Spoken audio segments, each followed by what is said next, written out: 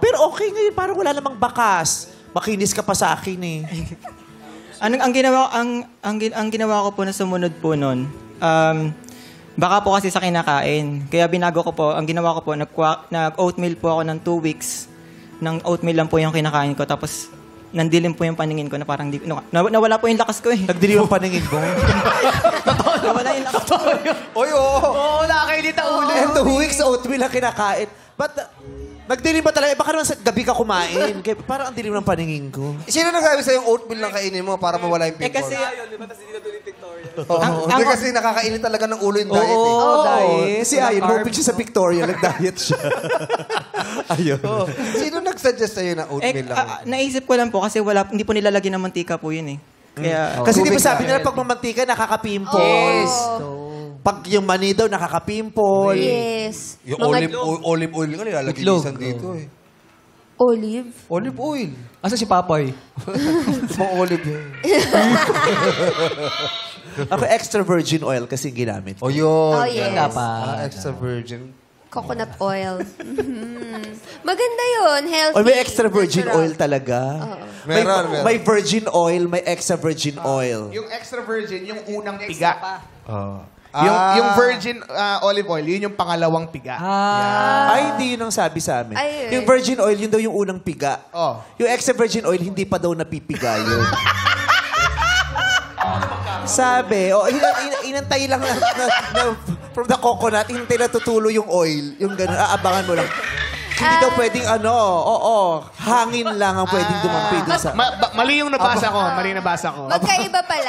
Basta. Abangan niyo yung super extra virgin. Yung ganon. So, ang dami mong trinay. So, lalo pa nakakatigyawat yan yung anxiety. Yes. Yung hindi ka Stress. makatulog dahil sa kaiisip mo sa tigyawat mo na papraning-praning ka na. Tapos baka hindi na siya magustuhan ni May dahil nga tinubuo siya ng mga tigyawat. Hindi ko narinig. Ang lakas ng music. Hindi, baka kasi dahil sa tigyawat na yun, pag nakita siya ni May, baka hindi siya magustuhan. Yun ang dahilan kung ba't dahil Nagbabasa. magpakita. kasi po sobrang ganda po kasi niya. Sobrang puti po niya ng time po na yun. Tapos sobrang kinis. Mga Koreano po talaga. Parang feeling ko po pagka humarap po ako sa kanya, hindi niya po ako magugustuhan. Matatakot po siya sa akin. Kasi anyway, pag yung ibang tao po, yung kuya ko po sabi po sa akin, Carl, ano nangyari sa mukha mo? Mukha kang halimaw. Sabi nga nakita niya. Grabe naman. Pero na malalaki. Grabe naman. Kasi lumala po talaga, yung mukha ko po talaga, wala na po talagang space. Kaya ang ginawa ko na nga po sunod Wala po na talagang space. Oo, may ganun talaga. Yung parang... Ako yung kapatid ko, dinala ako sa bilihan ng halo-halo. Bakit? Kala daw nila langka ako. Dahil sa sobrang Oo, yung ganun. Dami. Ang dami mo nang maiisip sa sarili mo. Actually. Ang Mukha hirap ka yan. langka, mukha kang guyagbano, tapos yung talagang nahihiya ka na. Ayaw mo na lumabas. Oo, ang daming bata ang naapektuhan talaga niyang tigyawat Correct. din. Kaya pag nalaman ko lang kung sino talaga nagpo-produce niyan. Oo. Baka may supplier ah. Oo. Na-order ba sa Shein yan? Baka may promo code. Minsan yung tigyawat, kala mo negosyo, no? Wala ka namang ginagawa, pero lumalago ng lumalago. Parang ang dami niya ng branches. Nakakainis. Pero, okay ka naman ngayon, at least. Kailan nahuhinto ay tigyawat mo? Siguro nung nakamove on na po ako sa kanya, doon po ako nawala yung tagyawat ko. Yun po yung parang, nung nawala na po yung feelings ko po sa kanya, doon po... So parang sinasabi mo, si May may kasalanan ng tigyawat mo? Kaya pinalipat mo yung mga tigyawat mo sa kanya, gano'n, inutusan mo. Salakayin niyo to, itong nanakit ng damdamin ko, habing gano'n.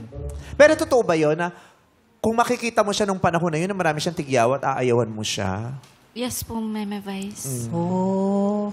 And then yung physical din, medyo bulky. Parang taba, ganon. Mataba siya? Opo. Ayaw mo ng mataba? Hindi naman.